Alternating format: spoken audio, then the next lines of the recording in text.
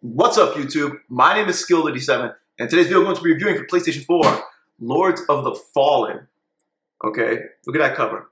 That's a badass cover, right?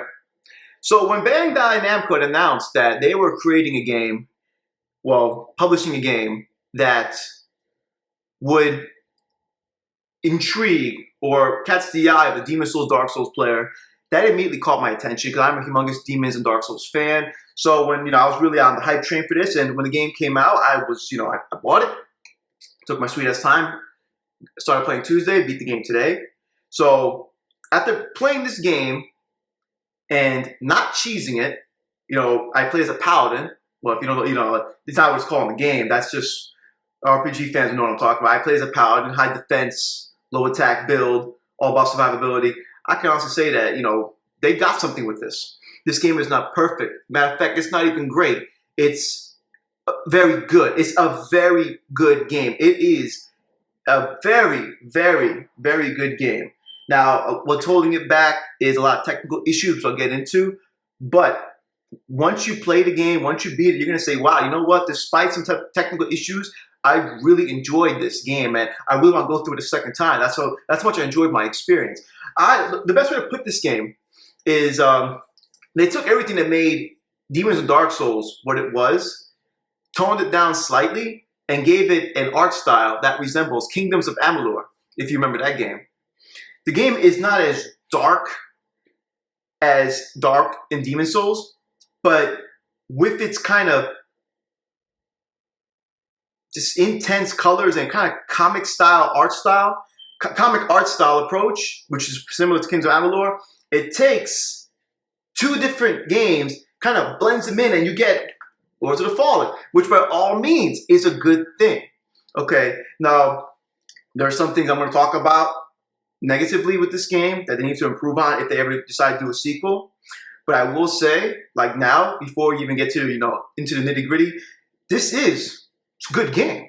It really was. I sat there, I was like, wow, this I felt was a good attempt to challenge the Demons of Dark Souls franchise. It was there. You felt it. Okay, not once you're going to play the game and say this game's bad. No, you're going to say, okay, this game has some little technical issues and you need to work on this and that. But what you actually play, the experience and the pacing, especially the pacing, you're going to say, wow, this was spot on. So what's this game about? See, this guy on the cover, this is Harkin. And despite the game never actually explaining to you who this individual is, the game does its very best to constantly remind the player that Harkin is a piece of shit. And Harkin is an evil individual. See, you got this lord releasing his demon army upon, the earth. And similar to Gears of War, they release Harkin from imprisonment. And immediately you can tell this guy's fucking badass with all these tattoos on his face. These tattoos represent what a horrible fucking individual this person is. And the only person that can stand up to the demon horde is Harkin. Very cliche, played out structure of a story. But I appreciate the simplicity of the story. Harkin's very mysterious. He doesn't talk much. All you know that the few times he does talk, he's very blunt, he's straightforward, and I'm gonna fucking kill everything in sight. I am the shit, I am Harkin. Look at these tattoos. Get on my fucking level. When the game first starts off, you're given three options, and basically you're choosing your class.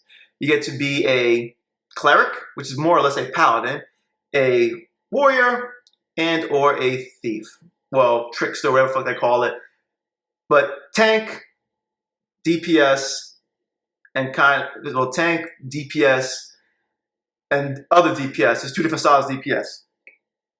Each of which present to you four magic skills you can use on your first playthrough. And every time you go on a new playthrough, a new game plus, you unlock the next skill tree. So my first playthrough, I decided to be a cleric, and I approached the game like a paladin. High defense, low attack, all about survivability, and I tanked my way through the whole game. Despite it taking me a while to kill certain bosses and enemies, I felt that my build was fucking ridiculous, and all my deaths were mistakes such as falling off a cliff or becoming too cocky because of my defense was ridiculous. And then once my poise got to a certain point, I can just hack and slash even bosses. They couldn't even stun me. That was ridiculous, but that was fun. The game soon immediately starts off And it feels like a hack and slash game, similar to Dark Souls and Demon Souls, and because it's exactly what it is. The skill tree and level up system is literally just like Demons and Dark Souls, but with a risk factor. In Demons and Dark Souls, you killed enemies and you built up souls. You went to a specific NPC in a Demons and Dark Souls game and used those souls to level up your character stats, such as strength, faith, luck. This game takes an extremely overly familiar approach. You build up experience points, use those experience points at a save point, and at the save point, you will regain all your health, you will regain all your potions, and you will use your experience points to build up your stats.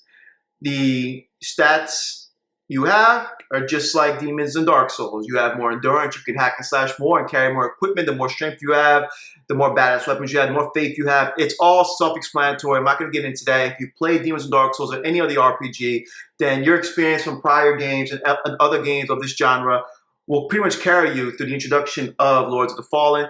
Just know that it is very similar to Demons and Dark Souls. Now, the risk factor I was talking about comes in the shape of the game wants you to hold on to your experience points and not spend them when you actually meet the requirement to get a level up, because when you kill an enemy, you get 1.00 EXP, and the longer you keep the chain going, the more experience points you get. So the idea is to keep building up experience points and to see how long you can last. And if you die, you lose all your experience points. You can return. You get one chance to return to your soul and get all your experience points back. Your chain is broken, but whatever. You got your souls back. There are items in this game that allow you to get all your souls back immediately from the place of you actually fucking dying. And that's pretty much what I gotta say about that. Very simple. If you play Demons and Dark Souls, the game literally plays just like Demons and Dark Souls, which is not a bad thing at all. So what separates Lords of the Fallen from Demons and Dark Souls? The level of difficulty. The difficulty is there. It's a hard game, but it's not ridiculous. It's just, it's like playing an adult version of Legend of Zelda. When you play Legend of Zelda, especially the Nintendo 64 versions, those games actually were not easy. There was risk factor in Legend of Zelda games. Now imagine you took a Legend of Zelda game, gave it a dark setting, and gave it the risk factor and level up system of Demons and Dark Souls. Now you have Lords of the Fallen. Enemies are not ridiculously hard. You cannot hack and slash your way through the game. There is dodging and shield mechanics. And depending on what kind of build you have, one hit can kill you or 5 hits can kill you. It's not like Demons and Dark Souls where you fight a boss and they have like the one hit KO mechanic. While some enemies and bosses do have a one hit KO mechanic in this game, most of it is avoidable and your shield is God in this fucking game. The game took me about 12 to 16 hours my first playthrough. The highlights of my experience were the fact that the pacing was immaculate. I loved all the bosses. The bosses had mechanics. You don't just hack and slash bosses.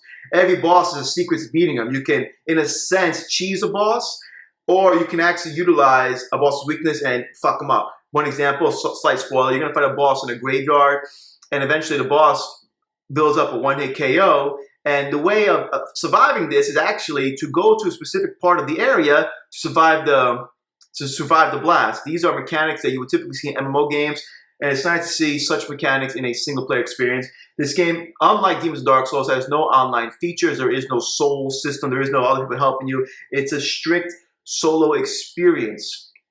Okay? Other highlights of the game, the fact that, like I said, it's challenging. Harken's badass, and the game's pretty straightforward. The pacing is the game's biggest highlight. While the game does have technical issues, this game's pacing is ridiculous. This game is also open. You choose where you want to go. Though the game, in a sense, tries to tell you where to go, tries to tell you what to do, you have the option of exploration. Now, let's talk about the negatives. There's actually quite a few negatives. This game does not run at a consistent 30 frames per second. It is 2014, and I played on a PlayStation 4 version, and I would think that the next-gen console version of Lords of the Fallen would at least run at a locked 30 frames per second. This is not it's not the case. The game does run at 30 frames, but tends to dip on awkward occasions, including combat, which is quite annoying. This game has some graphical glitches. Example, when I go hit an enemy from behind with, you remember these in Dark Souls, you get in from behind, you get the nice little animation, stab in the back or whatever. Sometimes enemies will freeze frame, and your character will be doing the animation to an enemy that's just like standing like this. And then they react. Or when you hit an enemy, they don't react. Like their animations just don't happen. This game obeys the rules of a chain and a spawn system, i.e. you go into an area, you see an enemy surrounded by other enemies, you want to kind of pull that enemy away, so you take them out one by one. You pull the enemy, he follows you, and then eventually the enemy will eventually go back, you know, to his set location. This game, sometimes you're pulling an enemy, trying to get them away from other enemies, and they start going back and forth, back and forth, back and forth. They start running into walls, or they'll completely disappear right in front of you, back to the spawn location. Like, what? Okay. I thought that was fucking awkward. There was one part throughout the game where the voices just stopped working. Like, all you hear is ambience. And I made a complaint about that on Twitter. It's just nothing but ambiance at one point again. I think it's a cathedral. And then once you get out of the cathedral, the voices are kicking in. Voice acting is relatively average. The general ambiance of the game and sound effects are average. So what is helping this game stand out from other RPGs? Like I said, this game takes from Demons and Dark Souls and has excellent pacing. What I mean by pacing is you always feel like you're accomplishing something. As you progress, you're always getting new armor. You can mix and match the armor. You're always getting stronger. And combat is fluid. Some people refer to the game as Clunky Souls. There's an actual video called Clunky Souls on YouTube, and it's actually a video about this game. And the guy says pretty much what I'm saying. No, the game is good, it just has some issues. The technical issues will affect my final score to a degree, quite a large degree, more than I had hoped. And the voice acting and general ambiance could have been better. What the highlight of this game, like I said, is good pacing and good ideas. Now, one more thing I want to complain about, despite there being 3 different classes in the game, each class coming with 4 different skills, my biggest issue is every class, well, excuse me, I played Warrior and Cleric. Warrior has Rage or Fury, and it makes your other 3 skills obsolete. And then Paladin, or Cleric, has Shelter. It's a level with me. You have, as a Cleric, you have 4 skills. You have 1 skill that creates a dummy. And the enemies go after the dummy and you recover MP. That's a cool skill. You have another skill where enemies are punished for attacking you and they get hit with slight damage in return. That's decent. And then you have another skill that when the enemies get too close to you, time slows down and the defense lowers. And that sounds like it's awesome, right? How about this skill? This is the Paladin skill I abused in this entire fucking game for hours. What if I told you there's a skill that not only increases your defense, but absorbs all damage and constantly gives you a regen effect? Why would you use anything else other than that fucking skill? I cheesed the shit out of that skill. I did nothing but that skill. Went into a room, saw 5 enemies, went around the corner, boom, pop Shelter. Not only am I not taking no damage, everything they hit me with, I absorb, and I'm constantly gaining HP. Explain. That's ridiculous. Completely made my other 3 skills obsolete. And I've seen gameplay footage of people playing as Warrior. You have Rage. You use Rage or whatever it's called with a 2-handed weapon, and single-handed weapons swing for about, well, on my playthrough, 50 to 150. You got double-handed weapon with Rage on, and you can keep casting as long as you keep your mana up, and you swing for 400 to 500. Why would you use anything other than that skill? So the skills were pretty much unbalanced. You have 4 cool skills per class, but a common complaint on the forums is every class is the one skill that's just ridiculous, and you get those skills really early in the game, and you're making your other skills obsolete. So I don't want to say that's a design flaw, more or less a rookie mistake. Okay, I saw a couple of dev diaries, and the developers talk about this is their best game, and I believe them. This, like I said, this game is good. It's a good game, and my experience with the game was I felt that I got my money's worth. I'm glad I played this game. I'm glad I got to experience it, but there's one too many few mistakes with how the game utilizes magic and some technical issues. I recommend this game for RPG enthusiasts, and if you're into Dark Souls and Demon Souls, do not miss out. Okay, it's definitely worth the $60, and you will go on New Game Plus, and the first enemies will whip your fucking ass. You think you have the best armor in the game, you go through New Game Plus, everything you worked so hard for, now you're obsolete. And I was just like, whatever, dude. Like, you thought you was good. There's more armor, more weapons, a lot of more goodies in New Game Plus and New Game Plus Plus. Basically, lots of good replayability. If you don't want to spend $60, definitely rent the game, red box it, experience Lords of the Fallen. I feel that it's a game that once you look past its technical issues and small, some certain shortcomings, it's still a good game. My final score for Lords of the Fallen for the PlayStation 4 is a 7 out of 10. Thank you for watching my video. I'll catch you guys next review, which will be of Call of Duty Ghosts Advanced Warfare.